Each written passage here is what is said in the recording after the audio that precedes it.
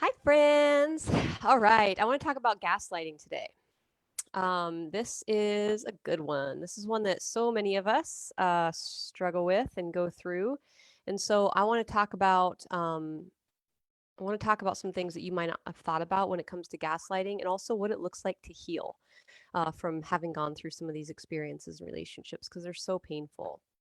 So, I think if you all anyone that has ever been a victim of gaslighting will tell you how universally painful it is, and that this experience, part of why it's so painful is it literally erodes us from the inside out.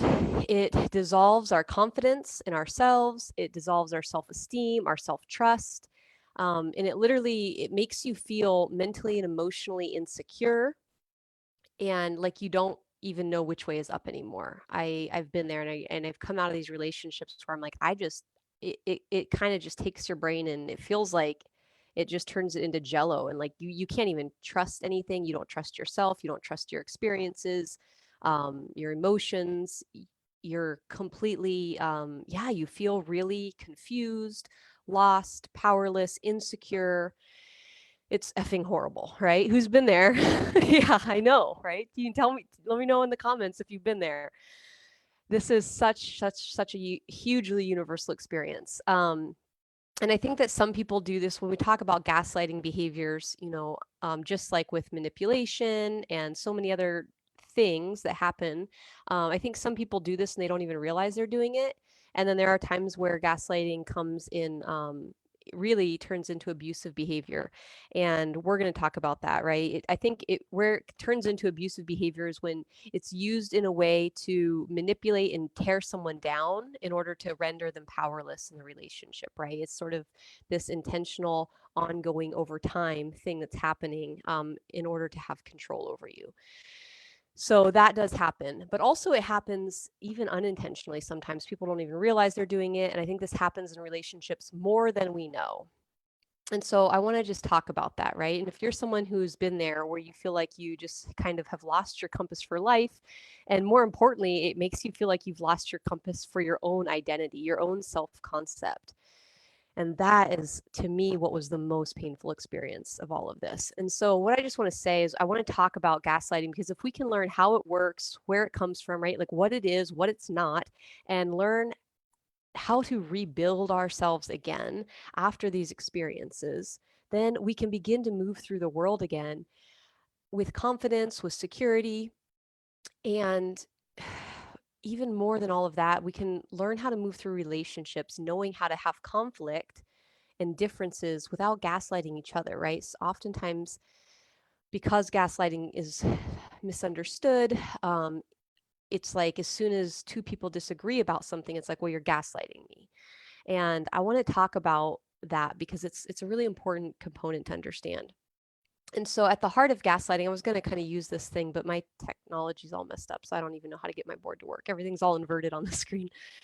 But what happens with gaslighting is it's at the core of it all, it's an invalidation, right? Maybe you can see it, right? It's this psychological. The dictionary definition is that it's a psychological manipulation of a person, usually over an extended period of time, especially when we're talking about somebody who is using this as a abusive manipulation tactic. That it causes the victim to question the validity of their own thoughts, their perception of reality, right? Their memories, all of that. It's an invalidation of your own thoughts, your perception, your experiences, your emotions. And this is when you come to someone and you might say, hey, this is what happened for me, or whatever. You're trying to have a conversation about something.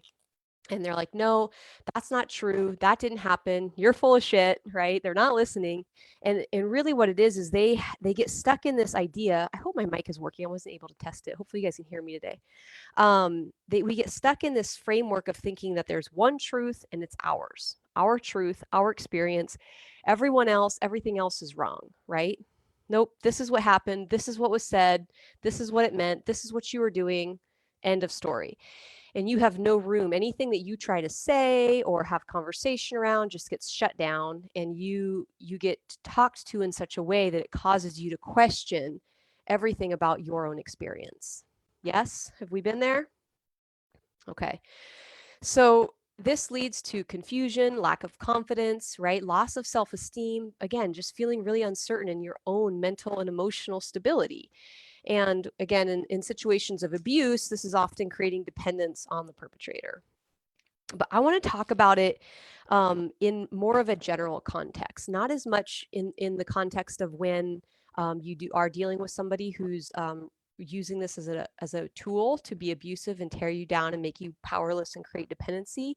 I want to talk about it in this other sense because again, I think this happens all the time and we don't realize we're doing it, right? Therapists, coaches, friends, family members, people who love each other and are in relationship. We gaslight each other all the time and we don't even really realize we're doing it. And again, I think this is why it is so common. And if it goes on for a long time or somebody's a victim of this over and over and over again, it can be devastating. And so understanding again that idea of where it comes from is that framework of believing that nope, this is what's true. There's this one truth and it's not yours. And so yours doesn't matter and yours is wrong and invalid. And so how do we heal from something like this, right? If you've been in these kinds of relationships, it comes down to really being able to build yourself back up again, realizing that our truth, our experiences, our opinions, that they matter, and also that they are valid, even if we disagree. We don't have to agree in order for our experiences and our opinions to be valid. We can, when it comes to healing, what this comes back down to is finding our confidence, finding our worthiness, finding that self trust again, being able to build that up and to release all these other things, right, that have been torn down. This can often times cause shame, and again, all kinds of negative emotions, confusion, lack of self-trust that we're carrying. And so being able to build that back up in yourself is really important. But I think when it comes to how do we learn how to not do this in relationships, again, it's realizing that our truth matters, our opinions, our experiences, that they're valid even if it's different from the other person's. It's okay for two people to have a different experience of something. It's okay. And one does not invalidate the other, right? I've had this happen, in relationships where, I had a partner one time say that I was being manipulative because I had picked her up from the airport and was giving her a ride home. Her flight ended up being really late, and I think it was close to 11 o'clock at night or something, which is way past when I normally go to bed. I had to get up super early for work the next day. She lives about 30 minutes away and then it'd be 30 minutes home. So I just an extra hour of driving. And so it was just getting really late in the evening. And I was like, hey, do you think that would it be okay if I just spent the night here and went to work here in the morning? And the fact that I asked her for a favor, right? She felt like that was a manipulation. That was her experience of that because she didn't really want to do that. And because of she started feeling all this obligation, all this pressure, right? She admittedly all the time is like, I have a really hard time just saying no to people or, but, saying what I want or saying what I need. And so that pressure, right, in her mind, she interpreted that as a manipulation. And, and she told me that later, like, well, the fact that you asked for a favor while you were doing me a favor seemed manipulative. Now, that's not at all where I was coming from. And I knew that, right? My experience of that was very different. So I don't have to take on her experience or her truth in that situation. I don't have to take that on. And I can still honor her experience that was how that felt for her, right? She lived with her dad, who was always, oftentimes, well, you live with me and I give you free rent, so you have to buy a fridge and you have to do this and you owe me that. She was constantly feeling manipulated by people in her life. And so that was the lens through which she interpreted situations on a pretty regular basis. Right? So the way that we interpret the world is oftentimes a result of our own selves, our own self concepts, oftentimes our own trauma wounds, right? People experience rejection. That was a rejection of me, right? The fact that you didn't want to help me move, or I don't know, whatever it might be, right? So oftentimes people will experience things as a rejection, a violation of boundaries, a manipulation, a control tactic, whatever it might be.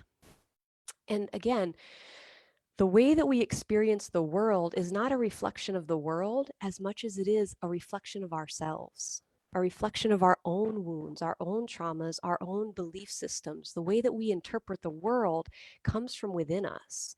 And so when you have a situation, people are going to interpret it differently. And so what happens with gaslighting, though, is when someone says, no, my interpretation is right and true and factual, and it's the only truth here. It's the only way to interpret this. Yours is completely invalid. You're crazy, right? And then that's when you start to then, when you experience that over and over, question yourself. And that's what's optional. We don't have to do that. And so learning that there's not just one truth, right? There's never just one truth. I could give multiple examples of times that people have brought things to me that were their experiences that were not mine at all. And my gut instinct or my first response would be, that's not true.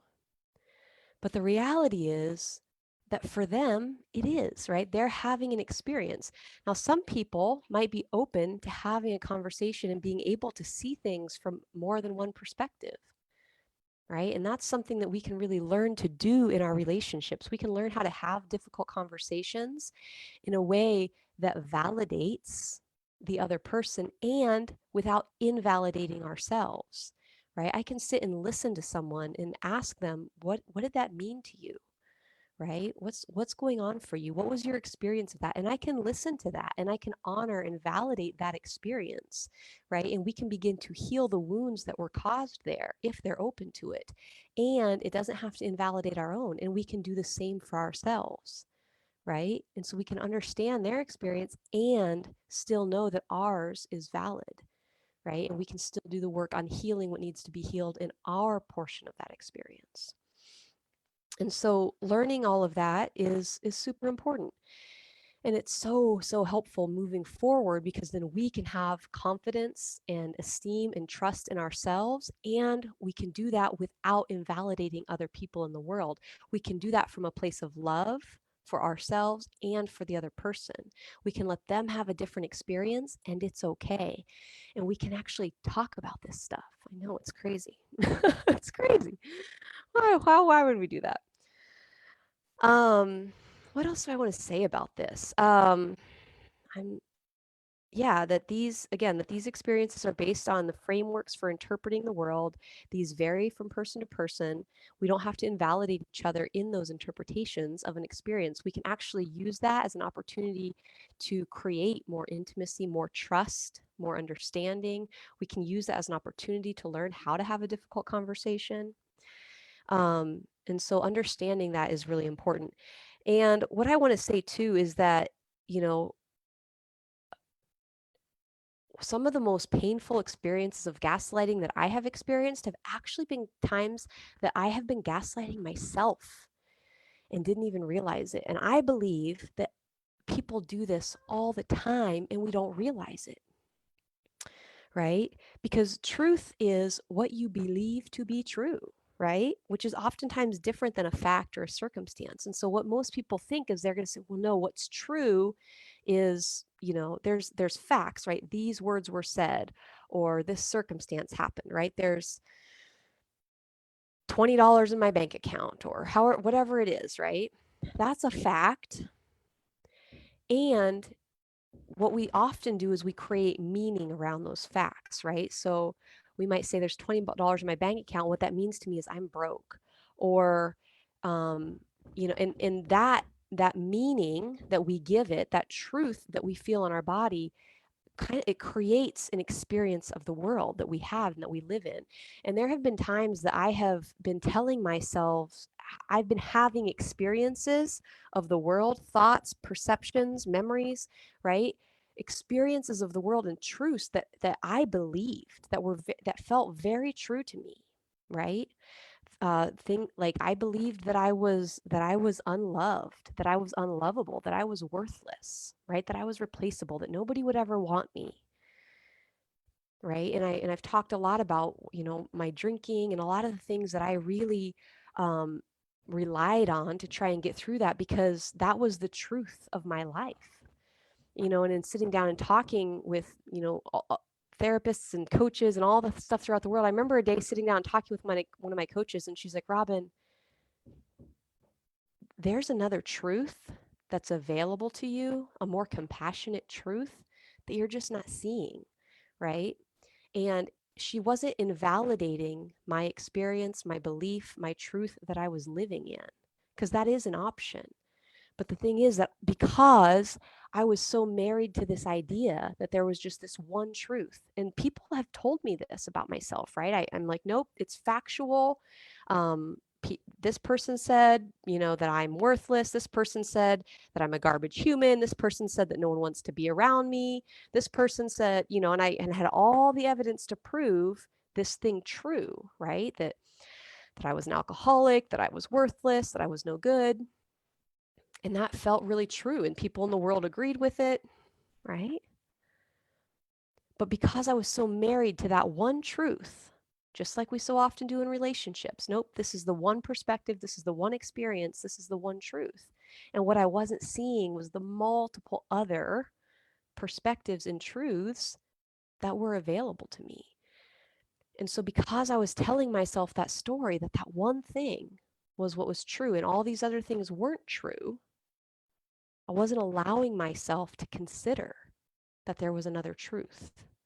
And when I allowed myself to let go of that one thing that I was believing, that one truth that I was living, I was able to grab onto another one, right?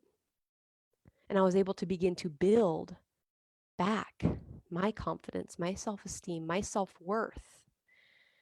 And so this is just one of the things that I just wanted to share with you. I know it's kind of a mind bender, and most people don't think about this, but there are literally so many truths available in any given situation. There's not just one.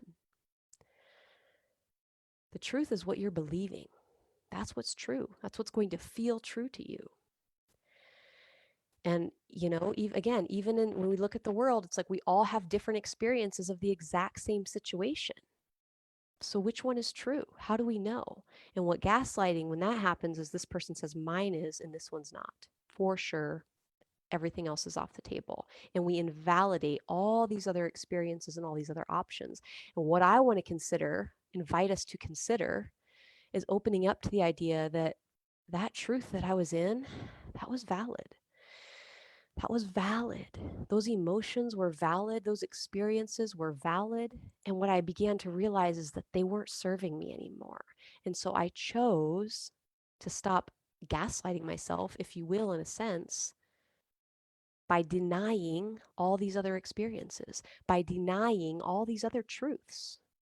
When I stopped denying everything else besides that one, I was able to begin to live into those and to actually begin to believe new things, to see new things for myself that I wasn't able to see before, because I had torn myself down so hard.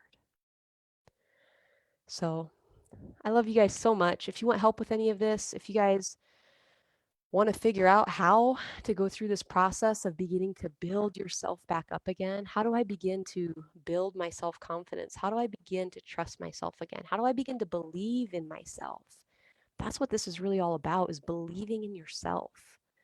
And when we're not believing in ourselves, I would submit to you that, we might just be gaslighting ourselves, not allowing ourselves to see the truth, the other opportunities, the other options that are out there for us.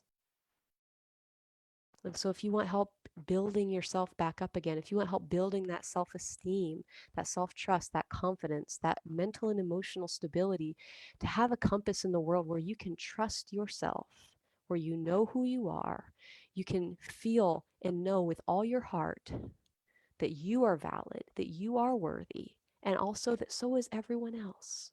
They are too. And then we can move through the world with love for ourselves, trust for ourselves, and also love for other people. And we can do it with boundaries, and we don't have to let people treat us in ways that we don't deserve. And I'm going to sneeze. Whew, maybe. I scared it away.